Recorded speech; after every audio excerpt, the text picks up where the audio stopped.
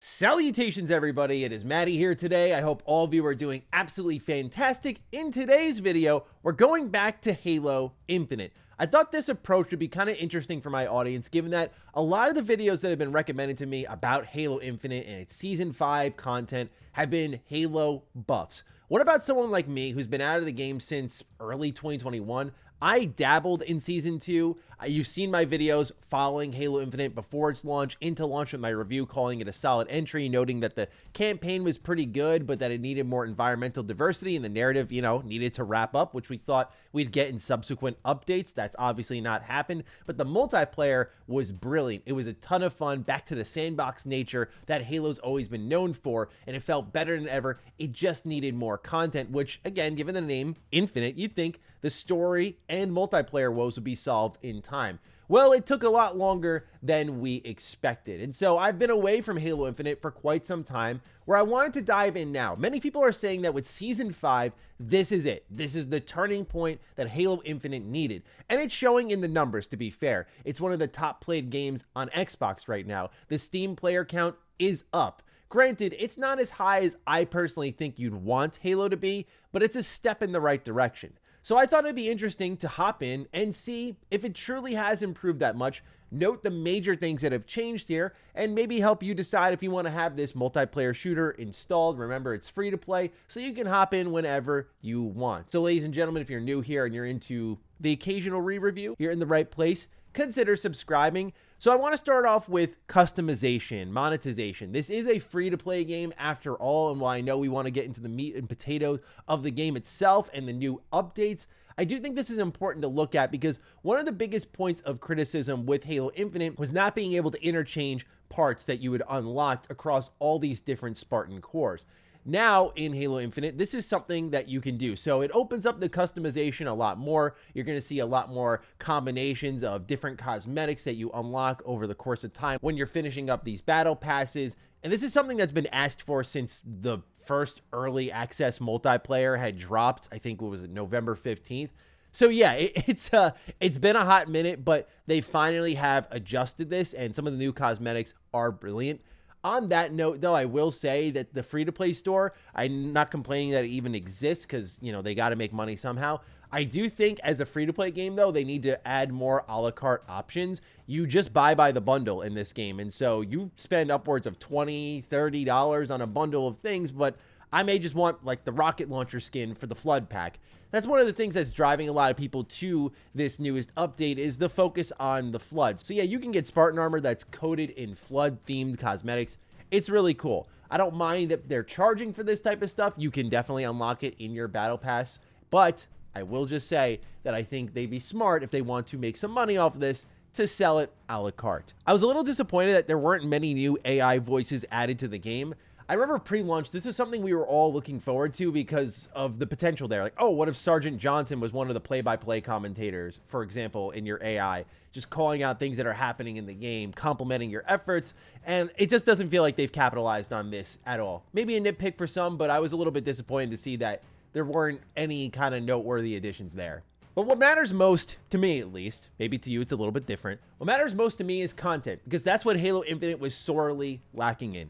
In Season 3, Forge was added to Halo Infinite, and this was where I thought you could start the turnaround, because for Halo to be successful, you need a Forge that is up and running. For those who don't know what Forge is, think of it this way: it's going to churn out a lot of community-created content that's going to turn into official content like maps, modes, and they're just going to spit them out constantly. That's where Halo Infinite is really hitting its groove now in Season 5. You can fire up custom games and find Luigi's Mansion maps. You can find A Nightmare Before Christmas maps. There are so many different ways to play this game now. All these different modes have been customized. All the maps are wild and different. It's really awesome just to go in there, see what people have built. That is one of the special parts about Halo Infinite and its Forge. You don't need to be like a Forge connoisseur. I don't dabble in Forge and building stuff at all. I've never really tried it too much outside of when I was really grinding Halo 3 in like middle school. Otherwise, I just went, you know what? I enjoy what other people are making. They're far more creative than I. Let me just let them cook. But this adds endless content.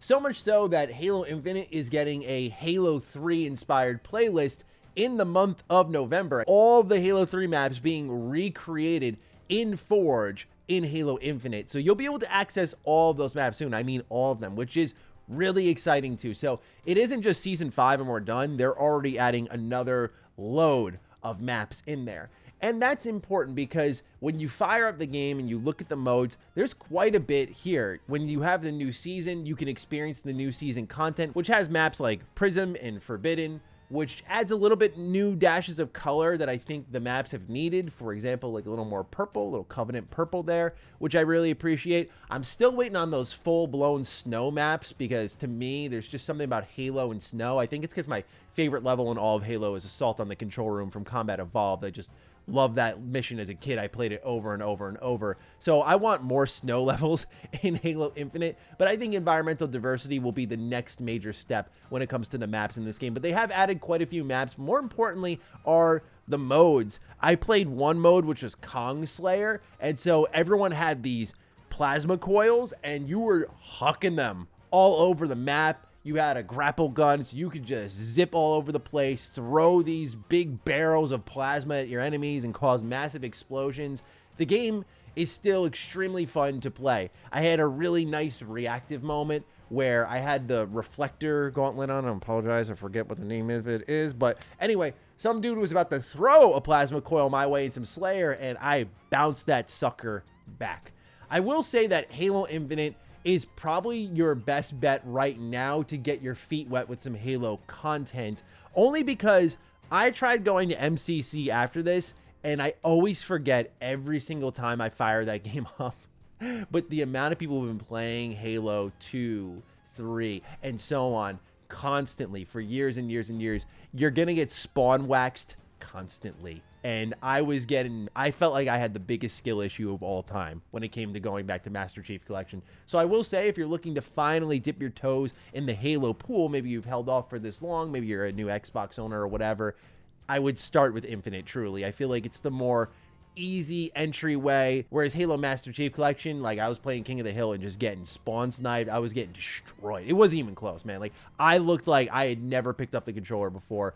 This is the kind of experience you'll get sometimes because a lot of people who are playing it are vets. So it's a good time to hop into Halo Infinite, where I think the skill ceiling is still getting there, if you will. Plus, Halo Infinite, and by the way, Master Chief Collection does do this, supports plenty of fun, casual modes. There was one mode that I played called Husky Raid, which uses these Forge-built maps, and it's just one vertical lane. You get random weapons on spawn, so everyone's destroying one another as you play pretty much a very straight back and forth match of capture the flag. I like this mode a lot because you just get in the action quick. It's fun. It doesn't feel too serious. And again, for someone like me who hasn't played Halo Infinite since the top of 2021, my aim was horrible. I am definitely not as good at Halo Infinite as I thought I once was. And so I was getting beat up pretty bad when I was like, let me just do Team Slayer. Like, I can handle this. Like, you know, my eyes were bigger than my stomach, if you will. So yeah, new maps, new modes, lots of content. Do I think this is the time to play? I think it's the time to try. I do put it that way because I don't know if Halo Infinite's going to turn into your grind right now, but I feel like they're one big expansion away from turning a lot of heads. And I'd rather pull your attention to it right now as something to start watching. Because Halo Infinite, while I know it's got dragged throughout the years, I think a lot of people do forget, and I could be guilty of the same, how fun the game is to play. And that's why I'm saying they're one big expansion away from turning heads, because now the content's rolling. That's not really a problem anymore. Like, every season's been coming out steadily after that season 3 delay.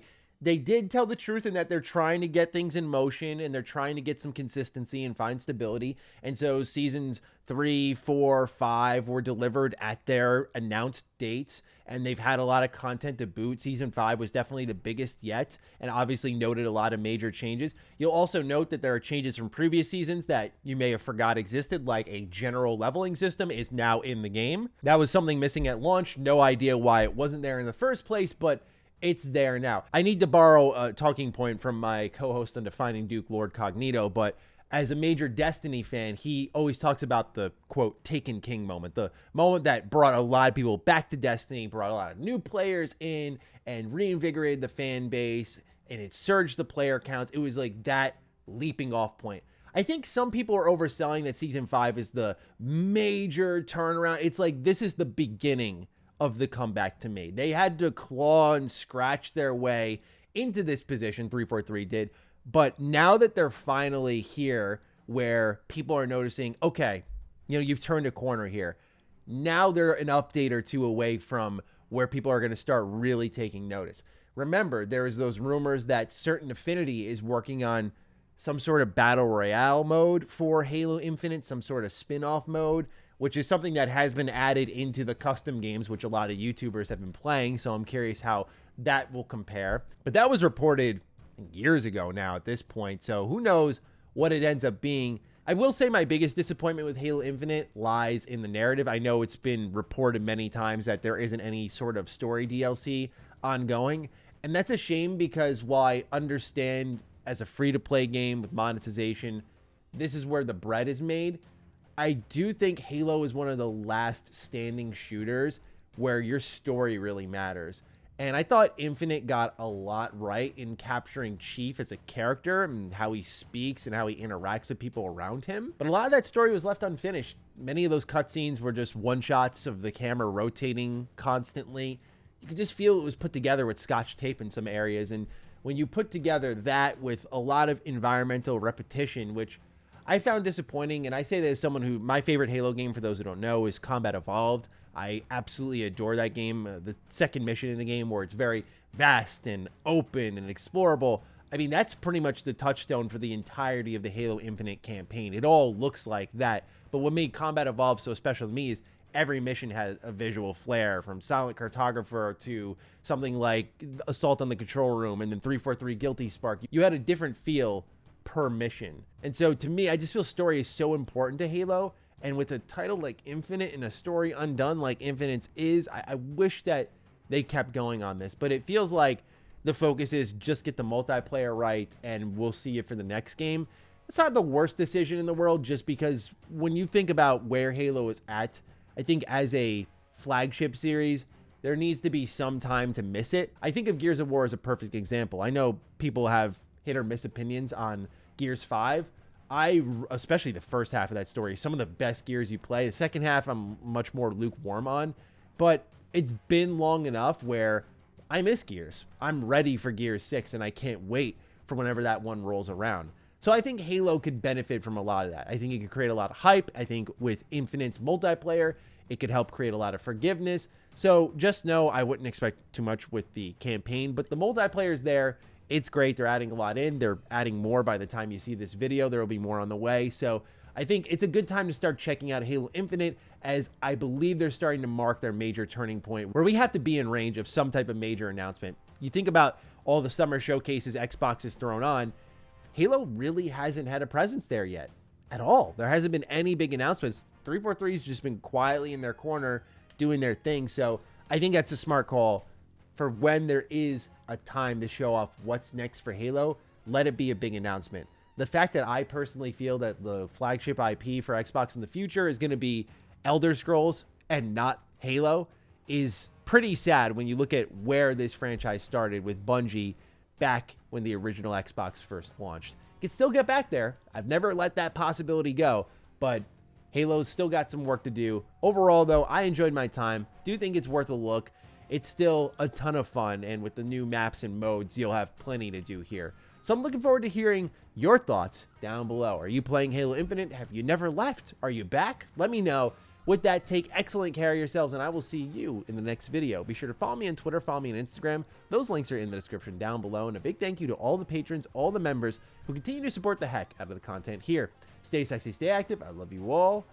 Peace.